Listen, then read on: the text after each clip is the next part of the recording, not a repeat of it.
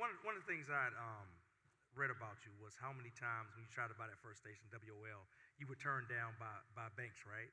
32 banks told me no. Now, when I learned that, the thing that blew my mind is I feel like a lot of times we quit too soon. Oh, absolutely. Right before we get across the finish line. How many of you in here, can I see a raise of hand? How many of you all understand the law of average? Okay? The law of average means that no matter how many times somebody tells you no, there's a yes somewhere in the mix. It's going to come up.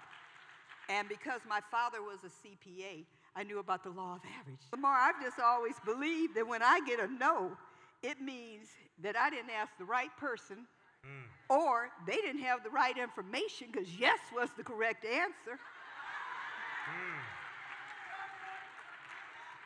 That's good. That's good. So, one of the things I've always been amazed at has been the transformation of Urban One over the years, right? And staying consistent from radio to TV, from TV to then interactive one and the web. And my wife and I started with a blog years ago around marriage, and we would do some partnerships and content partnerships with some of your outlets, right? But can you talk about just staying up to speed in the pace of the industry? Because you've been in business for a while, so the industry is always changing. Almost 45 years. Wow. So can you talk about like that, like staying up with current trends or even staying ahead of it?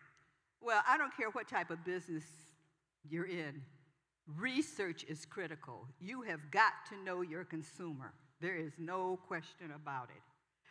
And again, another lecture I give my sales team all the time. The client is not interested in you. They're interested in what you can do for them. And you can only know what they need or want or prefer with research.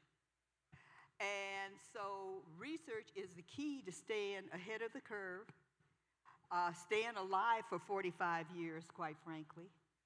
And, research is the key. And sometimes we think that if it's a beauty parlor, well, we really don't need to research our clients.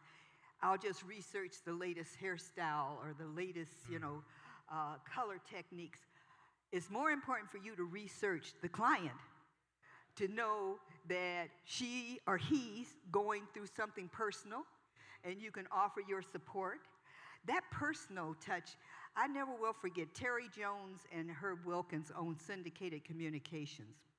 And Herb Wilkins was one of those straight no chaser types. At one time, they loaned me $1 million on the same day they loaned Bob Johnson $3 million to go into business with BET. I've never let them forget it because I said that was discrimination. Okay. They are, Herb's no longer with us, but Terry is one of my closest friends now. And he said, would you please stop telling that story? I said, it's true. It's a historical fact. You gave him 3 and gave me 1. Okay, but the reality is that oftentimes we're so busy. Herb said to me some of great advice. He said that investments are like noses. Everybody's got an idea that they want you to invest in. What I want to hear from a potential investor is what you know about the clientele that you're planning to serve. Not about your idea. I want to know about the people that you plan to make money off of and with. That's where the research comes in. That's where the important part of how you grow your business and stay in business, or in my case at that time, start a business. He said, who is it that you plan to broadcast to? And I said, everybody. I had all the wrong answers. Okay. But if you are serious about what you're doing, you're going to learn the right answers. But that research is incredibly important. And like I said, some of us think that it's not as important, that it depends on what industry. We have a full-fledged research division that every single solitary day of every single solitary week, we're asking the Black community, what is it that you want from us? What is it that you want us to do? At one time in Texas, we tried our hands at Spanish-speaking radio, And our research came back and said the Hispanic Latino community wants you to go away. And we sold the station, all right? Because we knew that they did not want their Spanish programming provided to them by an African American because they felt closer to their own. Now, you know, that's not always the case with us. Okay, people can come and not even speak the language and sell us something.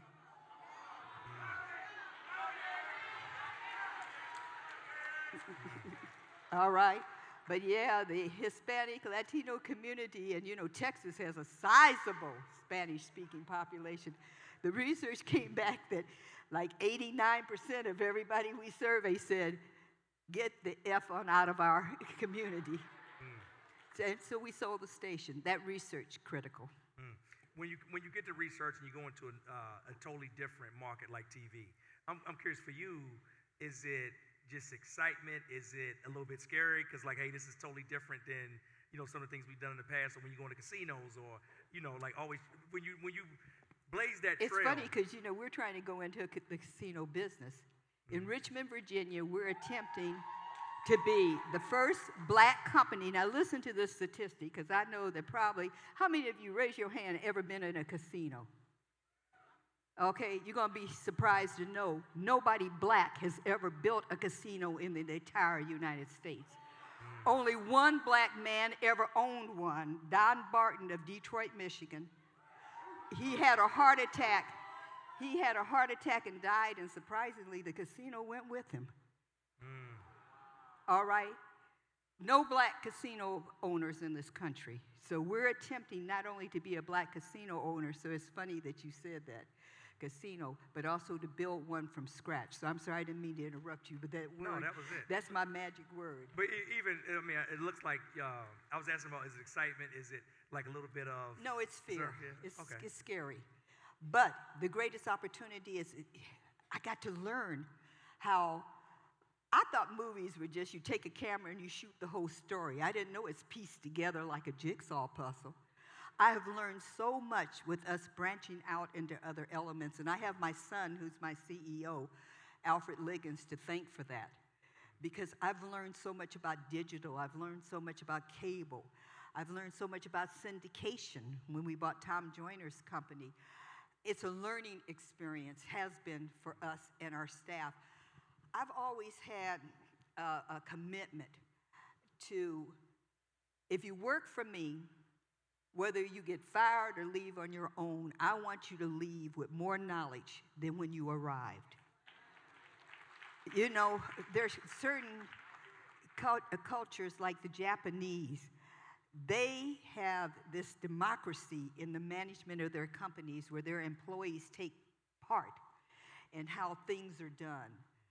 I want anybody working for my company to have as much knowledge as possible, because hopefully they're going to do it for themselves